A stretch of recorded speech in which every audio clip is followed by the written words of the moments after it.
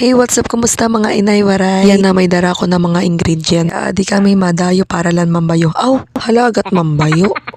So pumalitanay kami bilang hoy kanan 50. Kay di man namon na dito sa kasako. Sakto lang ganini kay mga diet kami. So mga inay waray, kompleto na yung ingredients namin. Di nagbibinakpos kami patungo. Parito pa ka di kami na barangay Pangpang. Duduhala kami na nakita mo sangasang kay damot na labhan, busy.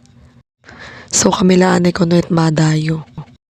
Doon last week pa kayo ni nag-aayat era kay nakaka-stress ng sigilot pag inuran.